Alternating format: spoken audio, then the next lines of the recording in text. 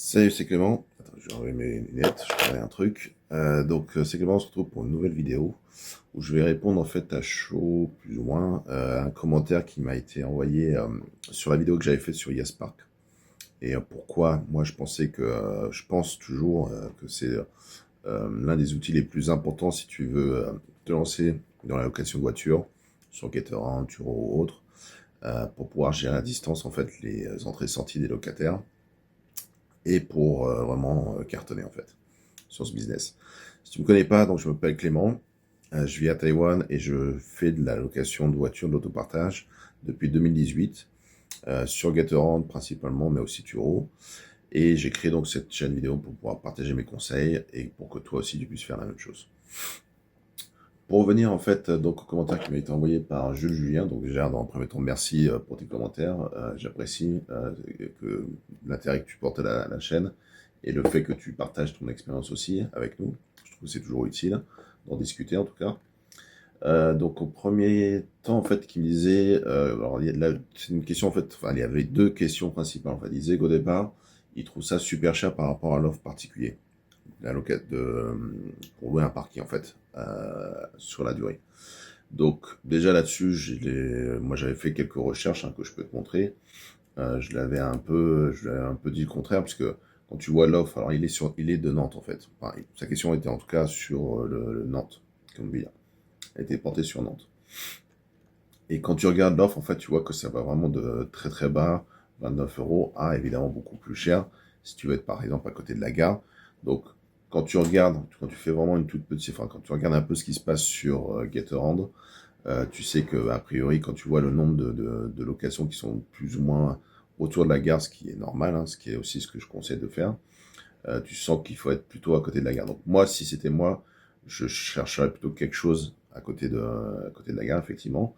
Mais voilà, tu as vraiment des budgets, ça va de 21 euros a priori, même en dessous, 18 euros, à évidemment beaucoup plus cher. Ce qui est normal.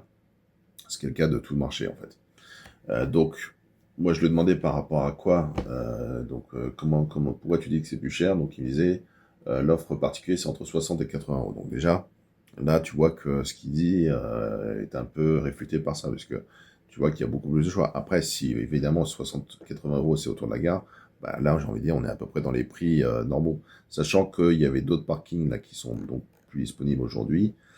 Tu peux voir 36 euros, bon, ça c'est peut-être un ancien parking, mais tu as d'autres parkings aussi pour moins cher, tu vois, 55, etc.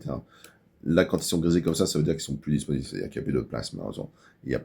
C'est probablement la raison pour laquelle ils sont blindés. Mais revenons sur le commentaire, donc voilà, mais globalement, donc tu as le choix en termes de prix, c'est pas le problème. Donc sa deuxième question, déjà il efface aussi l'histoire des prix. Donc sa deuxième question est plus orientée sur la qualité en fait des parkings YesPark. Donc je lis son commentaire, donc bon, j'ai voulu tester YesPark, félicitations, c'est bien de tester. C'est un fiasco total. On va voir pourquoi. Quand je suis arrivé dans le parking, je suis arrivé dans l'endroit le plus lugubre que j'ai jamais vu. Des tags, des détritus partout, etc. Bon. Ensuite, la place. Ce qu'on va faire, ça va peut-être répondre justement à chaque commentaire. Donc déjà, c'est un parking. J'aimerais savoir par rapport à quoi tu compares pour dire que voilà, le parking est plus lugubre et sale en gros que tu n'aies jamais vu. Là, c'est un parking souterrain.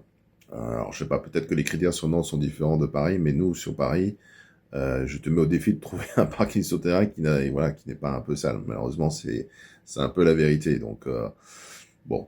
Après, des tags, ok, ça devrait être enlevé. Normalement, s'il y a un management dans un parking, il y a juste à le signaler. En général, ils s'en occupent. Après, voilà, c'est pas fait parce que peut-être le management n'en a rien à faire. Mais moi, ce que je te conseille de faire, ça, c'est un peu donner une expérience pour moi. C'est d'ailleurs mon commentaire, enfin ma réponse à son commentaire. Parce que je crois que tu n'as pas vraiment bien compris les avantages. Donc, je vais revenir sur la page de promotion d'YesPark. Mais pour moi, il n'a pas vraiment bien compris les avantages en fait de YesPark. Pourquoi c'est plus intéressant qu'un parking normal? Parce que déjà, d'une part, tu as un contrat en fait avec la société YesPark, pas avec le parking. La gros avantage, c'est que si le parking est vraiment aussi dégueulasse que tu le dis, tu peux changer n'importe comment. En plus, la majorité du temps, quand tu signes, quand tu prends un parking Yespark, tu as une période d'essai qui est souvent gratuite. 90% du temps, c'est gratuit. Donc si ça ne plaît pas, si tu trouves qu'elle n'est pas à tes critères, bah, tu peux changer. Et c'est en un clic. Comment tu fais ça avec une location traditionnelle où tu as un contrat sur la durée, sur, je sais pas, 1 an, 2 ans, j'en sais rien. Tu peux pas changer comme ça. Tu as un préavis, tu dois donner ton préavis de résiliation, etc. Donc tu es au moins bloqué pendant au moins un mois, peut-être même plus. Ça dépend des villes. Avec un parking qui peut-être, voilà. Mais bon, ok, tu l'auras visité avant, on est d'accord. Mais c'est beaucoup plus chronophage que YesPark. YesPark, t'as pas besoin de te rendre sur place, tu peux le booker à partir des photos que tu vois sur le site web. D'accord? Alors effectivement, ça peut arriver que tu te rends compte qu'au final, voilà, effectivement, le parking, il est beaucoup plus sale que tu ne pensais. Mais après, encore une fois, c'est pour ça que la période d'essai existe. Donc tu peux changer aussi facilement voilà, que d'un clic. Donc je vois vraiment pas c'est quoi le problème. Si vraiment tu as un problème avec ce parking en particulier, c'est pas YesPark avec qui tu as un problème, c'est avec ce parking. Donc tu changes. C'est aussi simple que ça. Donc pour moi, c'est un faux problème déjà, ce commentaire. Et ensuite, encore une fois, c'est un parking. Alors je sais pas à quoi tu t'attends, un hôtel 5 étoiles, j'en sais rien. Mais encore une fois, le but d'un parking, c'est pas que tu puisses manger par terre. Tu vois, c'est un peu la remarque que je faisais. C'est d'avoir une place bien située à côté de là où il y a le business et là où tu peux te dégager du chiffre d'affaires, enfin des bénéfices avec ce business. Donc c'est la localisation qui est plus importante. D'accord? Donc pour moi, ce qu'il y a sur leur site web, et encore une fois, Yespark, je suis pas actionnaire, je fais pas partie, tu vois, j'ai l'impression que je vends un peu leurs produits, tu vois, mais c'est pas le but. Pour moi, je te dis que le but, c'est de te montrer pourquoi Yespark, ça va te permettre de gérer plus facilement déjà ton business et surtout plus intelligemment, dans le sens où tu vas pouvoir changer de parking comme tu veux en fonction de là où est la demande. D'accord? Le principal, c'est pas que le parking soit beau. Bien sûr que tu veux pas qu'un parking soit dégueulasse, qu'il soit sale, qu'il y ait des tags, etc. Alors après, tag, c'est très subjectif. Il y a des gens qui aiment, il y a des gens qui n'aiment pas. Donc, nous ici, enfin moi à Paris en tout cas, j'ai envie de dire, c'est plus apprécié, on va dire, en tout cas. Il y a des choses qui sont très très belles. Je défends pas les tags, hein, encore une fois. Mais voilà, quoi. Faut rester, on va dire, subjectif. Faut rester objectif, justement, par rapport à ça. Ce qu'on veut, c'est avant tout un parking dans une bonne localisation. Et là-dessus, encore une fois, je te mets au défi de trouver mieux que YesPark à ce niveau par rapport au prix qu'ils proposent. Et là, pour le coup, si tu compares aux autres gros, on va dire, grandes sociétés du parking, genre Vinci, etc., on n'est pas du tout, de Vinci est beaucoup plus cher, hein, de manière générale. Enfin, en tout cas, sur les régions que je connais. Et je parle en connaissance de cause, parce que mon premier parking, c'était justement à Vinci, à Aubonne, quand j'avais commencé dans ma ville natale. Parce que c'était le premier que j'avais pu trouver, c'était facile de souscrire, etc. Et je connaissais pas YesPark à l'époque. Mais je peux te dire que le jour où j'ai connu YesPark, j'ai pu trouver un parking déjà sur Paris, ce qui était par rapport à l'étude de marché que j'avais fait à l'époque, me paraissait beaucoup plus intéressant évidemment qu'Aubonne, qui est une ville, on va dire, dans la banlieue parisienne. La demande est vraiment beaucoup plus forte sur Paris. Et ensuite, en termes de prix, alors c'était pas moins cher parce qu'Aubonne c'est une plus petite ville, donc c'était à peu près le même prix. Mais donc, si tu compares Paris à Aubonne, évidemment, donc ça veut dire que le parking que j'ai trouvé sur Paris était beaucoup moins cher que ce que je payais par exemple avant avec Vinci. D'accord?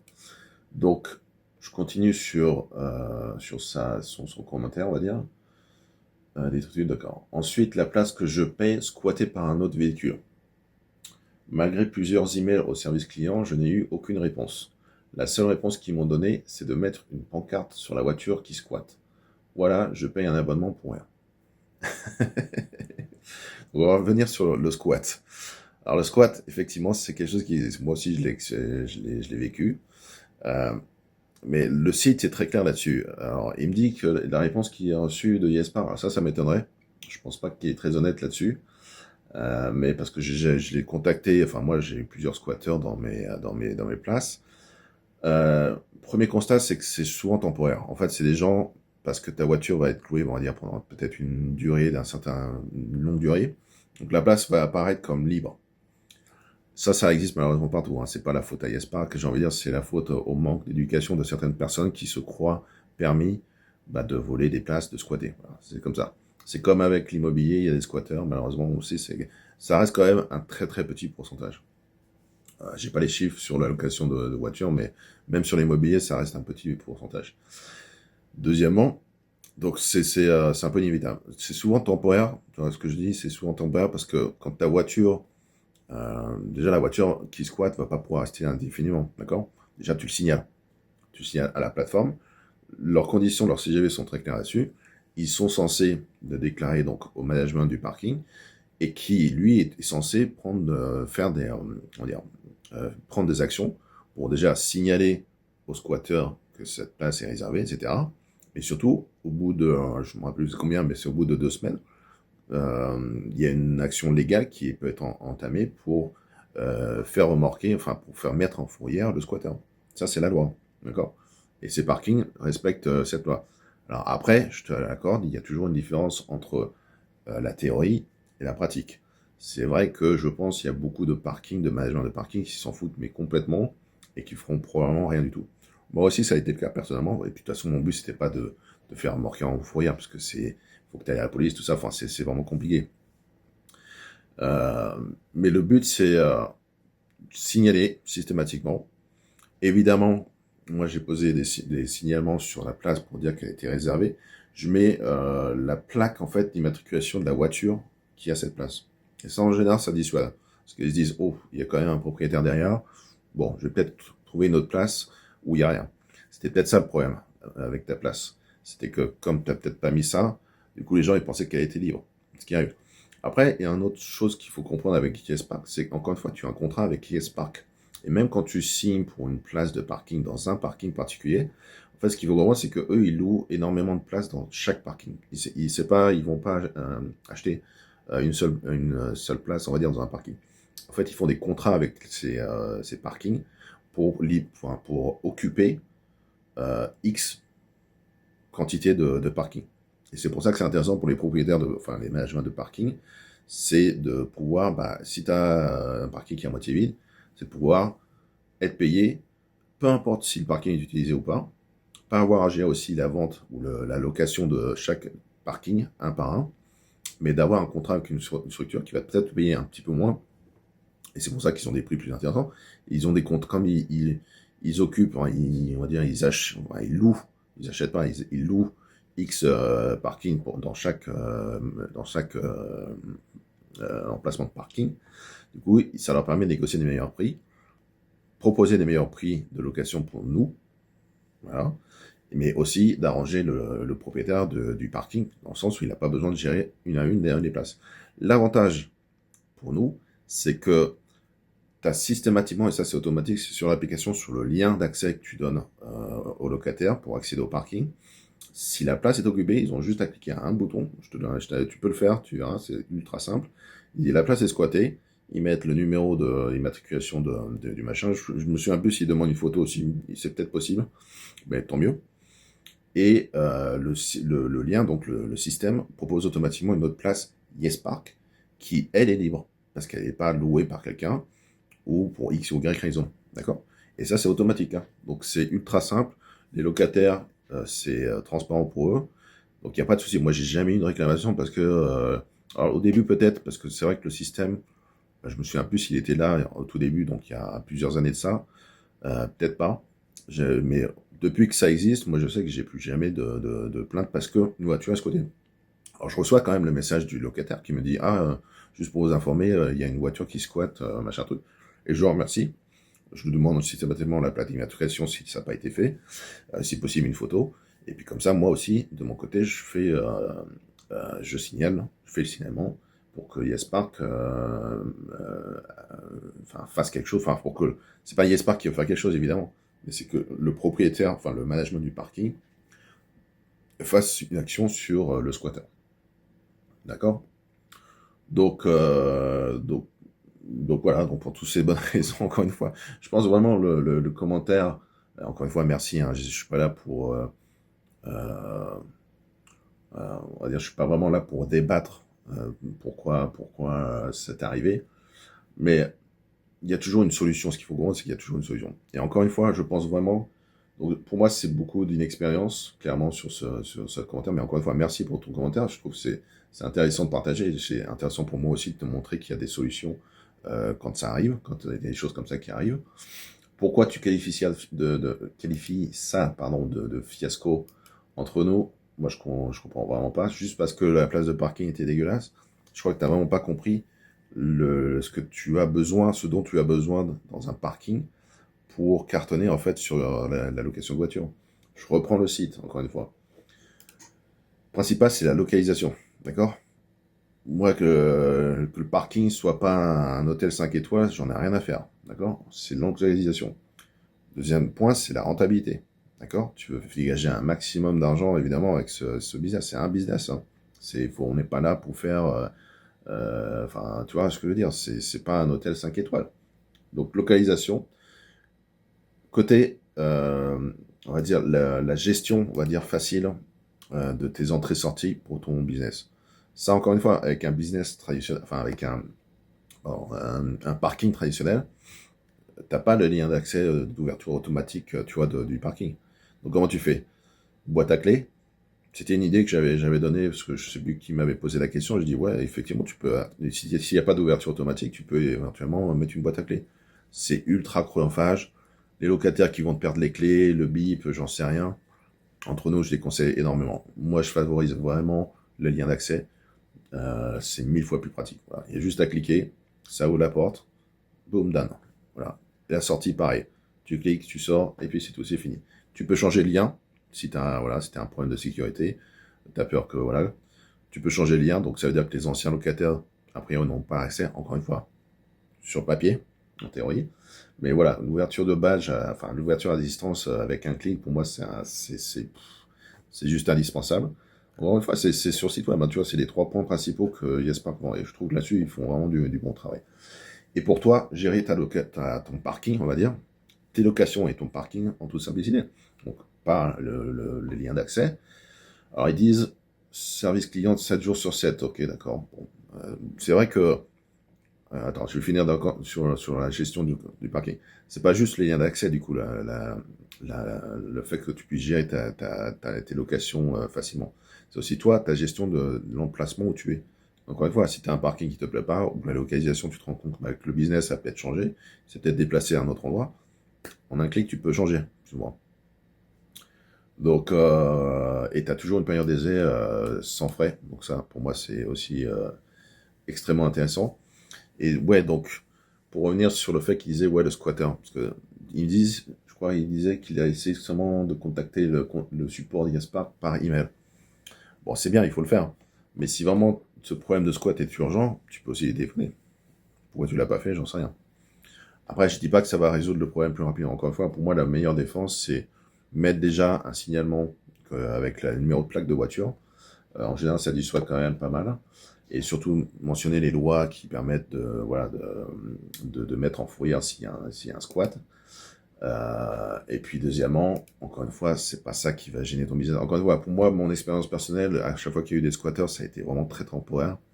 En général, c'était une voiture occasionnellement ou un camion, c'est souvent eux, je sais pas pour moi, en tout cas personnellement, qui ont squatté mes places.